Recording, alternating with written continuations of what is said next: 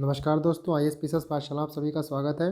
कुछ दिन पहले ही मैंने यूपी पीसीएस के 3 महीने की स्ट्रेटजी की वीडियो डाली थी अपने चैनल पे और काफ़ी लोगों ने उसको देखा, काफ़ी लोगों ने पसंद किया। उसके बाद मुझे काफ़ी मैसेज आए सीसेट को लेके कि सर यूपी पीसीएस में सीसेट की आप स्ट्रेटजी बता दीजिए। क्योंकि आप देखें तो सीसेट जो है वो भले ही क्वालिफाइंग है बट बहुत बच्चों का रुकता है। यूपीएससी में तो सीसेट एक हर्डल रहता ही है, साथ ही अब यूपी पीसीएस में भी सीसेट जो है बहुत बड़ा कहिए कि रास्ते का रोड़ा बन गया है। मतलब अगर आप देखें तो पिछले 1-2 सालों में मैं कईयों को जानता हूं जो जीएस में काफ़ी अच्छा स्कोर कर लेते हैं बट वो सीसेट में रुक जाते हैं। तो इस वीडियो में हम यही देखने की कोशिश करेंगे कि आपकी सीसेट को लेकर क्या स्ट्रेटेजी होनी चाहिए। और देखिए, एक बात मैं बोलना चाहता हूँ कि सीसेट से डरिए मत। सीसेट देखिए इतना टफ आता नहीं है यूपी पीसीएस में यूपीएससी की तरह। तो सीसेट को आप बहुत ही लॉजिकल वे में और बहुत ही स्ट्रेटेजिकली अगर प्रिपेयर करेंगे ना तो बहुत ही आराम से सीसेट को आप क्वालिफाई कर लेंगे। तो दोस्तों, मैं इस वीडियो को 2 पार्ट में लाऊंगा क्योंकि अगर एक पार्ट में सब कुछ बताऊंगा तो वीडियो काफ़ी लंबी हो जाएगी और आपके पास भी कम टाइम है। तो आप आराम से एक पार्ट देखिए, उसको एब्जॉर्ब करिए और उसके बाद अगर से इस वीडियो पर अच्छा रिस्पॉन्स आएगा तो मैं इसका पार्ट 2 भी लाऊंगा जिसमें मैं कुछ और पॉइंट को डिस्कस करूंगा। तो अगर से आपको ये वीडियो पसंद आती है तो इस वीडियो को लाइक करिए, क्योंकि जब आप लाइक करते हैं तो मुझे समझ में आता है कि आपको मेरे कंटेंट हेल्प कर रहे हैं और फिर मुझे ईजी रहता है टॉपिक चूज करने में कि अगला वीडियो किस टॉपिक पे बनाना है। तो चलिए आगे बढ़ते हैं।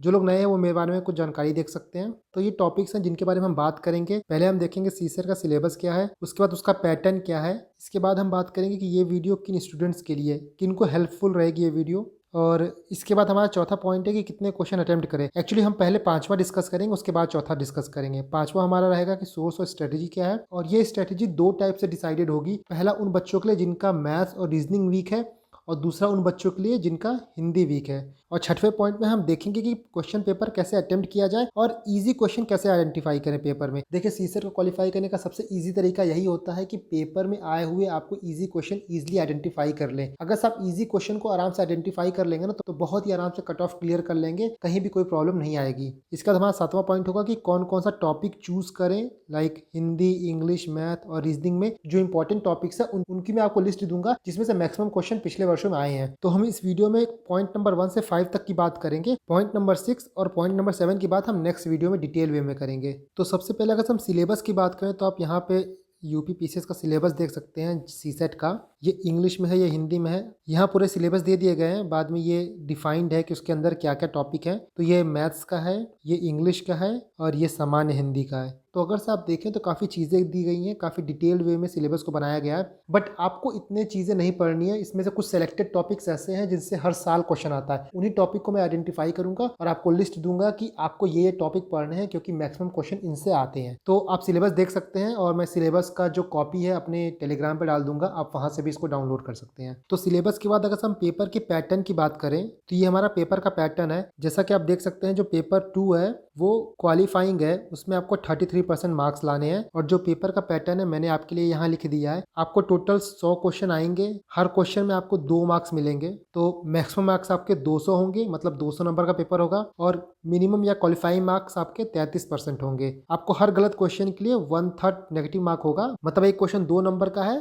तो इसका 1/3 मतलब आपको 0.67 जो है वो नेगेटिव मार्क्स रहेंगे अगर से आप क्वेश्चन को गलत करते हैं। तो ये रहा पूरा पेपर का पैटर्न। साथ ही अगर से हम पेपर के पैटर्न को थोड़ा सा सिंप्लीफाई करके देखना चाहें तो आप यहाँ ये देख सकते हैं कि पेपर में आपके टोटल 5 सेक्शन आएंगे, ठीक है। जिसमें आपका एक सेक्शन हिंदी होगा, दूसरा इंग्लिश होगा, तीसरा मैथ होगा, चौथा रीजनिंग होगा और पांचवा जो है वो interpersonal skill and communication skill है। और आपके हिंदी में 20 से 22 क्वेश्चन आएंगे, इंग्लिश में 12 से 15, मैथ्स में 20 से 22, रीजनिंग में 18 से 20 और इंटरपर्सनल स्किल में 18 से 20। ये ऊपर नीचे होते रहते हैं, कभी किसी में ज्यादा कभी किसी में कम, बट मोटा मोटा यही ब्रेकेज रहता है। तो बेसिकली आपको इन 5 सेक्शन से डील करना होता है सीसेट के पेपर में। तो आई होप आपको यहाँ चीजें क्लियर हो गई होंगी। देखिए, हमारा तीसरा पॉइंट है कि ये वीडियो किन बच्चों के लिए है, किन स्टूडेंट्स के लिए है। तो अगर से आप देखें तो 2 भाग में आप बच्चों को डिवाइड कर सकते हैं सीसेट को लेके। कुछ लोग ऐसे होते हैं जो सीसेट में कॉन्फिडेंट होते हैं और उनको कोई प्रॉब्लम नहीं होती है सीसेट क्वालिफाई करने के लिए, ठीक है। बट मेजॉरिटी ऑफ बच्चे आपको ऐसे मिल जाएंगे जिनको सीसेट में प्रॉब्लम होती है, जो सीसेट से डरते हैं। तो ये वीडियो इन दोनों टाइप के बच्चों के लिए है, जो सीसेट में कॉन्फिडेंट है उनके लिए भी और जो सीसेट में डरते हैं या फिर उतना कॉन्फिडेंस नहीं है उनके लिए भी। इसके बाद हम चौथा नंबर बाद में देखेंगे, पहले पांचवा देखते हैं, सोर्सेज और स्ट्रेटेजी। तो यहाँ देख सकते हैं सिर्फ आपको सोर्सेज में 2 सोर्स पढ़ना है। पहला ये है कि आपको 5 साल का प्रीवियस ईयर क्वेश्चन देखना है और दूसरा है कि मेरे मैथ्स का फॉर्मूला शीट है जो मैंने बनाया है उसको आपको देखना है। इसके अलावा आपको कोई सोर्स नहीं देखना है, ना आपको कोई हिंदी की बुक देखनी है, ना आपको कोई इंटरपर्सनल स्किल की बुक देखनी है, ना कोई इंग्लिश की बुक देखनी है। सिर्फ और सिर्फ आप ये 2 सोर्स रेफर करिए और आपका बहुत ईजिली सीसेट क्वालिफाई हो जाएगा। और जहां तक रही पीवाईक्यू की बात, तो यहाँ पे कोई भी पीवाईक्यू आप ले सकते हैं, जैसे शिल्पी पब्लिकेशन की है और ये यूथ कॉम्पिटिशन टाइम्स का है, ये दिशा का है, तो आप कोई भी ले सकते हैं अपने हिसाब से। आपका मीडियम हिंदी है कि इंग्लिश है वो देख के आप कोई भी पीवाईक्यू चूज कर सकते हैं। इसके बाद आपको पीवाईक्यू कैसे यूज करना है वो मैं आगे बताऊंगा आपको। तो यहाँ हमने तो बात कर ली आपको प्रीवियस ईयर क्वेश्चन कहाँ से देखने हैं, कौन से लेने हैं। दूसरा रिसोर्स जो है वो मेरे मैथ का फॉर्मूला पीडीएफ है। मैं आपको मैथ के फॉर्मूले का पीडीएफ दिखा देता हूँ। जैसा कि आप ये देख सकते हैं, मैंने मैथ के लिए फॉर्मूला बनाया था और ये फॉर्मूला का पीडीएफ मैं अपने टेलीग्राम पे डाल दूंगा। आप वहाँ से जाके इसको डाउनलोड कर सकते हैं और आप इसको ही पढ़ेंगे। आप प्रीवियस ईयर क्वेश्चन देखेंगे, प्रीवियस ईयर क्वेश्चन को आप एनालाइज करेंगे और मेरे मैथ के फॉर्मूले के पीडीएफ में अगर से आपको कुछ लगेगा कि प्रीवियस ईयर में कोई ऐसे क्वेश्चन आए हैं जिसका पॉइंट मुझे ऐड करना चाहिए, तो आप ऐड कर सकते हैं। उन फॉर्मूलों को आपको अच्छे से रिवाइज करना है, पढ़ लेना है और उसी के बेसिस पे अपने मैथ्स के क्वेश्चन को सॉल्व करना होगा। तो देखिए, अगर से हम स्ट्रेटेजी की बात करें कि आपकी क्या स्ट्रेटेजी होनी चाहिए, तो मैंने यहाँ पे 2 ब्लॉक बनाया, 2 ग्रुप बनाया है। कुछ लोग ऐसे होंगे जिनका मैथ और रीजनिंग बहुत स्ट्रांग होगा या फिर मैथ और रीजनिंग अच्छा होगा, और कुछ लोग ऐसे होंगे जिनका हिंदी स्ट्रांग होगा। तो ये ग्रुप ए हो गया और ये ग्रुप बी हो गया। अगर से आप ग्रुप बी में आते हैं, आपका मैथ और रीजनिंग स्ट्रांग है, तो बहुत ही इजीली आप कट ऑफ क्लियर कर लेंगे, क्योंकि मैथ और रीजनिंग को मिला के ही 40 से 50 क्वेश्चन हो जाते हैं, जो कि इजिली आपका कट ऑफ निकाल देगा। ठीक है।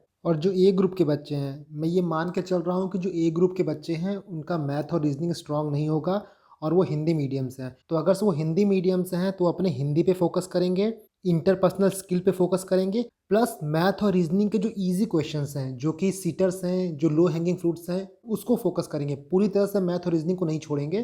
कुछ क्वेश्चन ऐसे भी आते हैं मैथ और रीजनिंग में जो बहुत ही आप आराम से कर सकते हैं। अगर आप बेसिक 9th-10th का भी आप मैथ्स जानते हो तो उसको ईजिली टैकल कर लोगे। तो ये काम करेंगे हिंदी मीडियम के बच्चे जिनको मैथ टफ लगता है या फिर मैथ में उतना होल्ड नहीं है उनका। और आप हिंदी और इंटरपर्सनल स्किल कहाँ से करोगे? यहाँ पे आपका पीवाईक्यू काम आएगा। आप 5 साल के पीवाईक्यू लगाओ, उसमें आप 70-80 इंटरपर्सनल स्किल के क्वेश्चन और 70-80 हिंदी के क्वेश्चन लगा लोगे, तो आने वाले क्वेश्चन भी काफ़ी इजीली आपके हो जाएंगे। क्योंकि बहुत से क्वेश्चन जो हैं वो प्रीवियस ईयर के पैटर्न पे आते हैं और कुछ क्वेश्चन रिपीट भी होते हैं, तो आपको ट्रेंड पता चल जाएगा कि हिंदी हो गया या फिर इंटरपर्सनल स्किल हो गया, इसमें क्वेश्चन कैसे आते हैं।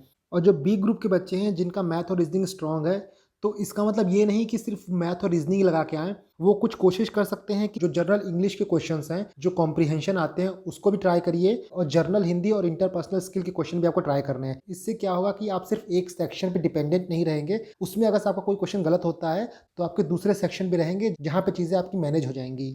इसके बाद एक सी बच्चों का ग्रुप भी है। सी बच्चे वो हैं जिनका इंग्लिश भी वीक है, हिंदी भी वीक है और मैथ भी वीक है। वो क्या करेंगे कि वो हर पार्ट को थोड़ा थोड़ा टाइम देंगे, थोड़ा थोड़ा ध्यान देंगे और हर पार्ट में जो इजी क्वेश्चंस आते हैं उन पे फोकस करेंगे। फॉर एग्जांपल इंग्लिश में वो कॉम्प्रिहेंशन के जो इजी क्वेश्चन होते हैं वो देखेंगे, डायरेक्ट इनडायरेक्ट स्पीच देखेंगे, एक्टिव वॉइस पैसिव वॉइस देखेंगे। हिंदी में जो कॉम्प्रिहेंशन के क्वेश्चन आते हैं वो देखेंगे, विलोम हो गया, मुहावरा हो गया, वो देखेंगे। इंटरपर्सनल स्किल है, इसमें 50% क्वेश्चन ऐसे ही आते हैं जो आप कॉमन सेंस से कर लेंगे, वो ध्यान देंगे। और बाकी मैथ में वो 10 से 12 जो सीटर्स हैं, जो इजी क्वेश्चन है, जो कि सीधे फॉर्मूला लगा के आप आंसर निकाल सकते हैं, वो देखेंगे। तो ये वो बच्चे करेंगे जिनका ना हिंदी स्ट्रांग है, ना इंग्लिश स्ट्रांग है और ना मैथ स्ट्रांग है। आपको हिंदी के लिए और इंटरपर्सनल स्किल के लिए कोई भी सेपरेट बुक नहीं पढ़नी है, क्योंकि 2 रीज़न है इसके। पहला पॉइंट ये है कि देखिए, कोई भी मार्केट में अच्छी बुक है ही नहीं जो कि हिंदी और इंटरपर्सनल स्किल के लिए आप कहिए सूटेबल है आपके एग्जाम के लिए। और दूसरा पॉइंट ये है कि आपको ज़रूरत भी नहीं है। आपको ये दिमाग में रखना है कि पेपर 2 जो है सिर्फ और सिर्फ क्वालिफाइंग है। आप 3 महीना 200-300 पेज की बुक नहीं पढ़ने लगेंगे हिंदी और इंटरपर्सनल स्किल के लिए। तो आई होप आप समझ गए होंगे। मैं एक बार फिर से कंक्लूड कर देता हूँ। जिनका मैथ और रीजनिंग वीक है तो वो क्या करेंगे, प्रीवियस ईयर पेपर से जनरल हिंदी और इंटरपर्सनल स्किल को अच्छे से एनालाइज करेंगे, वहाँ से चीज़ों को प्रैक्टिस करेंगे। इसके बाद वो कुछ क्वेश्चन, कुछ ईजी टॉपिक मैथ और रीजनिंग के भी करेंगे। ऐसा नहीं है कि मैथ और रीजनिंग पूरा छोड़ देंगे। मैथ और रीजनिंग बहुत टफ नहीं आती है, बस आपको आइडेंटिफाई करने आना चाहिए कि कौन सा क्वेश्चन जो है वो इजी है। और ये आइडेंटिफिकेशन आप कैसे सीखेंगे? ये आइडेंटिफिकेशन आप सीखेंगे जब आप प्रीवियस ईयर क्वेश्चन लगाएंगे। इसके बाद एक क्वेश्चन आता है कि कितने क्वेश्चन पेपर में अटेम्प्ट करें, तो मैं कोशिश करूंगा कि आपको लॉजिकल वे में बता पाऊँ कि आपको कितने क्वेश्चन अटेम्प्ट करने चाहिए।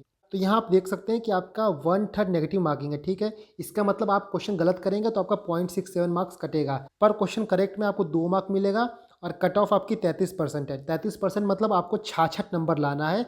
100 क्वेश्चन होंगे टोटल। 1/3 नेगेटिव मार्किंग है, तो मतलब मान लीजिए अगर आपके 1 2 3 4 क्वेश्चन है, ठीक है, पहला क्वेश्चन आप सही करते हैं तो आपको 2 नंबर मिलेगा। बाकी के अगर आप 3 क्वेश्चन गलत कर देते हैं तो आपके 0.6, 0.6, 0.6 कट जाएँगे। तो ये 2 और 2 जो है वो बराबर हो जाएगा। मतलब अगर आप 1 क्वेश्चन सही करते हैं और 3 क्वेश्चन गलत करते हैं तो नेट 0 मिलेगा आपको। तो यहाँ पे पहला केस हो गया कि आप सिर्फ 33 क्वेश्चन अटेम्प्ट कर रहे हैं, आपको 66 नंबर मिल रहा है और आपका कट ऑफ आराम से क्लियर हो जा रहा है। पर ये कभी होने वाला नहीं है कि आप 33 ही अटेम्प्ट करें और 33 आपका सही हो जाए, ठीक है? तो पहला केस तो पॉसिबल नहीं है। एक दूसरा केस ये हुआ कि आप 40 अटेम्प्ट करिए, उसमें आपका 35 सही होगा, 5 गलत होगा। जब आपका 35 सही होगा तो आपको 70 मिलेगा, आपका 5 गलत होगा तो आपका 3.35 कटेगा। तो आपका नेट जो स्कोर आएगा वो 66.65 आएगा। कट ऑफ जो है 66 है और आपका आ रहा है 66.65। इसका मतलब ये है कि 40 क्वेश्चन आप अटेम्प्ट मत करिए, क्योंकि अगर से एक भी क्वेश्चन ऊपर नीचे हुआ तो काफ़ी मुश्किल में पड़ सकते हैं आप। इसके बाद अगर हम 45 क्वेश्चन अटेम्प्ट करते हैं और मानते हैं कि अगर आप क्वेश्चन ज़्यादा अटेम्प्ट कर रहे हैं तो आपके सही भी ज़्यादा होंगे और गलत भी ज़्यादा होंगे। तो सही आपके मान लीजिए 37 हो रहे हैं, गलत आपके 8 हो रहे हैं। तो यहाँ पे अगर आप कैलकुलेट करेंगे तो आपका नेट जो है वो 68.64 आएगा। ये भी कट ऑफ से देखें तो सिर्फ 2 नंबर ज़्यादा है, यहाँ भी आपको टेंशन रहेगी। इसके बाद मानिए कि अगर हम 47 क्वेश्चन अटेम्प्ट करते हैं तो क्वेश्चन ज़्यादा अटेम्प्ट किए, इसका मतलब हमारा सही भी ज़्यादा होगा और गलत भी ज़्यादा होगा। तो सही मैंने मान लिया है कि आपका 38 होगा और गलत मान लिया कि 9 होगा। यहाँ पे अगर आप देखें तो आपका फाइनल स्कोर बनेगा 69.97। ये भी देखें तो काफ़ी कट ऑफ के पास है, 66 के काफ़ी करीब है। लेकिन अगर आपकी एक्यूरेसी इतनी रही तो बहुत अच्छी बात है। बट आपके यहाँ पे अगर सही कम हो गए और गलत ज़्यादा हो गए तो आपकी सारी मेहनत पानी फिर जाएगा और फिर आप जब तक रिजल्ट नहीं निकलेगा तब तक इसी टेंशन में रहोगे कि आपका कट ऑफ क्लियर होगा कि नहीं होगा। जो एक आइडियल सिचुएशन आती है वो ये होती है कि आप 50 अटेम्प्ट करें। तो अगर आप 50 अटेम्प्ट करते हैं तो हम मानते हैं अगर आप 40 सही कर रहे हैं तो आपका गलत 10 होगा। इसके बाद जब आप कैलकुलेट करेंगे तो आपका मार्क्स आएगा 73.3। तो ये एक सेफ स्कोर है। 100 में से 50 क्वेश्चन बहुत ही ईजिली आप अटेम्प्ट कर सकते हैं। कोई रॉकेट साइंस नहीं है, क्योंकि बहुत ही ईजी क्वेश्चंस आते हैं जो कि पेपर में आपको मिल जाएंगे अगर आप पेपर को अच्छे से एनालाइज करेंगे। तो इससे ज़्यादा अटेम्प्ट करेंगे आप और अगर से आपको नहीं आता रहेगा तो आप नेगेटिव में जाने के पूरे चांसेस रहेंगे। तो इसीलिए अगर आप मुझसे पूछिए तो एक सेफ अटेम्प्ट रहेगा आपका 50 क्वेश्चन। 50 क्वेश्चन के बाद अगर आपको आता है तो बहुत अच्छी बात है, अगर नहीं आता है तो कम से कम आपको इतने क्वेश्चन अटेम्प्ट करने ही पड़ेंगे कि कुछ क्वेश्चन आप कट ऑफ से ऊपर ही रहें। क्योंकि अगर आप एकदम बॉर्डर पे आकर रहेंगे तो लास्ट में जाके प्रॉब्लम हो जाती है। रीज़न ये होता है कि कई बार आप देखे होंगे कि क्वेश्चन जो है यूपीपीसीएस डिलीट कर देता है, कई क्वेश्चन चेंज कर देता है, तो वहाँ पे चीज़ें जो है बहुत घालमेल हो जाती है। इसीलिए एटलीस्ट आप 73 से 75 के बीच में स्कोर करेंगे तो काफ़ी सेफ रहेगा आपके लिए। तो दोस्तों मैंने यहाँ पे 1 से लेकर 5 पॉइंट डिस्कस कर लिया है। बचा हुआ 6वां पॉइंट जिसमें मैं प्रीवियस ईयर के क्वेश्चन पेपर को डिस्कस करूंगा और आपको बताऊंगा कि आपको कैसे इजी क्वेश्चंस आइडेंटिफाई करने हैं। और 7वें पॉइंट में मैं आपको ये बताऊंगा कि जो हिंदी हो गया, इंग्लिश, मैथ या रीजनिंग, इसमें कौन कौन से टॉपिक जो है वो इंपॉर्टेंट है। सिलेबस देखेंगे तो बहुत वास्ट है, बट कुछ टॉपिक्स ऐसे हैं जिनसे क्वेश्चन बहुत बार पूछे जाते हैं। तो मैं उन टॉपिक को आइडेंटिफाई करके उनका लिस्ट प्रोवाइड करूंगा। तो अगर आपको ये वीडियो किसी भी तरह हेल्प की हो तो इस वीडियो को लाइक करिए। और इसका पार्ट 2 आने वाला है तो आप चैनल को सब्सक्राइब करके नोटिफिकेशन बेल दबा दीजिएगा ताकि आपको पार्ट 2 का नोटिफिकेशन मिल जाए। दोस्तों मेहनत करते रहिए। Thank you and God bless you all.